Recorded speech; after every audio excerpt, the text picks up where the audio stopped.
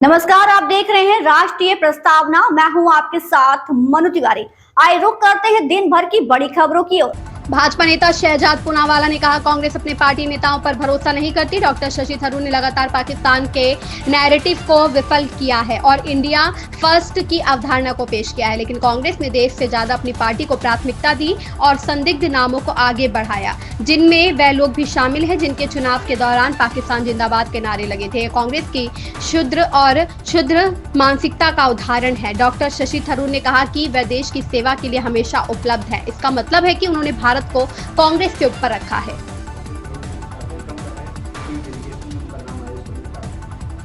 देखिए, जब पाकिस्तान प्रायोजित आतंकवाद को बेनकाब करने की बात आती है तो पूरा देश एक होता है। हम देश हित की सोचते हैं, ना कि दल हित की। और इसी मानसिकता के साथ भारत सरकार ने एक सराहनीय कदम उठाया है कि ऑल पार्टी डेलीगेशंस को अलग अलग दुनिया के कोनों में भेजा जाएगा और पाकिस्तान का असली चेहरा उजागर किया जाएगा।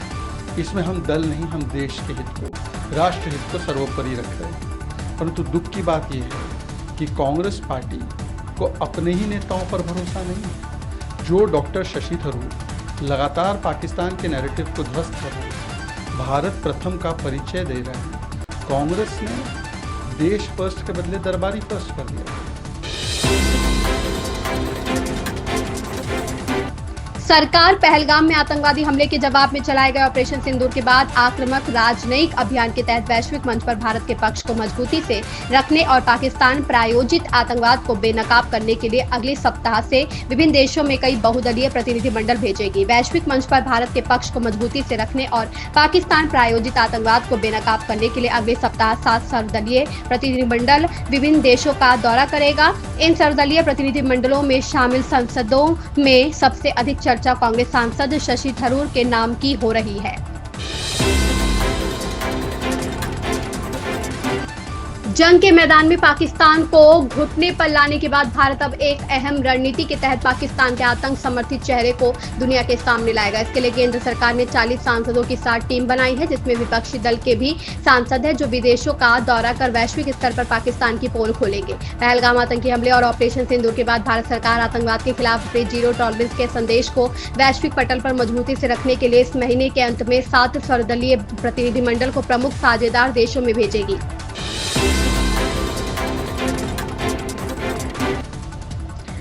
वाईएसआरसीपी के नेता बी सत्यनारायण ने बयान जारी कर सीएम पर आरोप लगाए हैं। उन्होंने कहा कि सीएम चंद्रबाबू नायडू बदले की राजनीति कर रहे हैं और राज्य के प्रशासनिक ढांचे को नुकसान पहुंचा रहे हैं। रिटायर्ड अधिकारियों के खिलाफ झूठे मामले दर्ज किए जा रहे हैं। आंध्र प्रदेश में 2 पूर्व नौकरशाहों की गिरफ्तारी पर प्रदेश की राजनीति गर्मा गई है।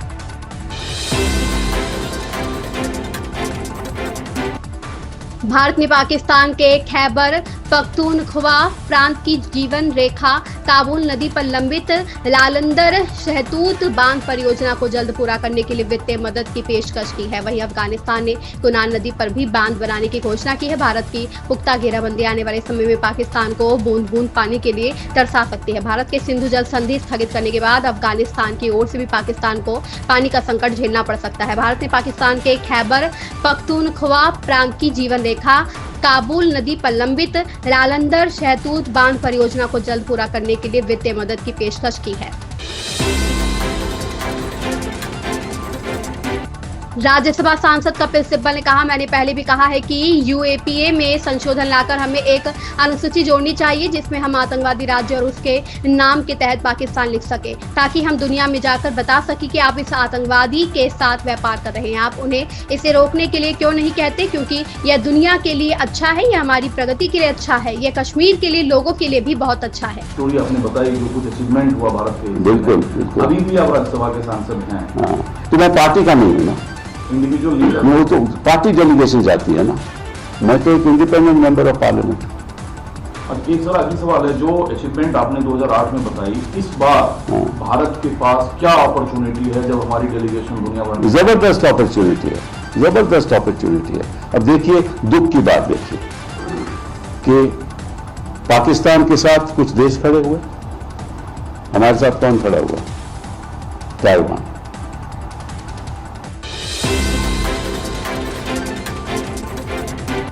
भाजपा नेता पवन शर्मा ने पाकिस्तान के प्रधानमंत्री शहबाज शरीफ पर क्षेत्रीय शांति के लिए खतरा पैदा करने और चरमपंथी हिंसा को बढ़ावा देने का आरोप लगाया। भाजपा नेता व पूर्व राज्य सचिव पवन शर्मा ने पाकिस्तान पर क्षेत्र में शांति के लिए खतरा पैदा करने का आरोप लगाया। उन्होंने कहा कि पाकिस्तान के प्रधानमंत्री शहबाज शरीफ वहां पर चरमपंथी हिंसा को बढ़ावा देने का काम कर रहे हैं। भाजपा नेता ने कहा कि ऑपरेशन सिंदूर में जिन आतंकवादियों को ठिकानों को भारतीय सेना ने ध्वस्त किया, उनको पाकिस्तान सरकार मुआवजा दे रही है।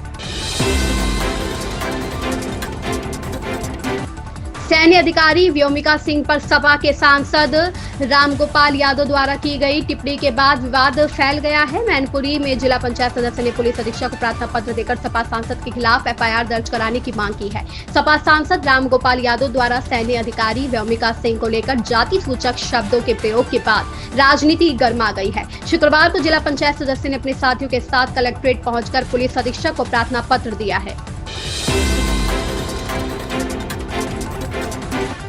करीब 10 दिनों के अप्रत्याशित रुकावट के बाद आरसीबी और केकेआर दोनों प्लेऑफ में पहुंचने के लिए पूरा जोर लगाएंगे।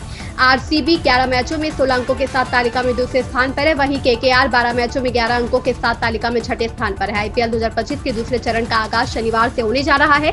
यह लीग का 58वां मुकाबला होगा और रॉयल चैलेंजर्स बेंगलुरु और कोलकाता नाइट राइडर्स के बीच बेंगलुरु के चिन्नास्वामी स्टेडियम में खेला जाएगा। दिल्ली में शुक्रवार को वायु गुणवत्ता सूचकांक 278 दर्ज किया गया, जो खराब श्रेणी में आता है। वायु प्रदूषण के स्तर में अचानक वृद्धि के बाद वायु गुणवत्ता प्रबंधन आयोग ने दिल्ली एनसीआर में ग्रेडेड रिस्पांस एक्शन प्लान के पहले चरण के उपायों को लागू कर दिया है। दिल्ली में शुक्रवार को वायु गुणवत्ता सूचकांक 278 दर्ज किया गया, जो खराब श्रेणी में आता है। CAQM की उप समिति की शुक्रवार शाम हुई बैठक में समीक्षा के दौरान पाया गया कि लगातार धूल भरी आंधी के कारण वायु प्रदूषण के स्तर में वृद्धि हुई है। इन खबरों में बस इतना ही। बने रहिए हमारे साथ और देखते रहिए राष्ट्रीय प्रस्तावना।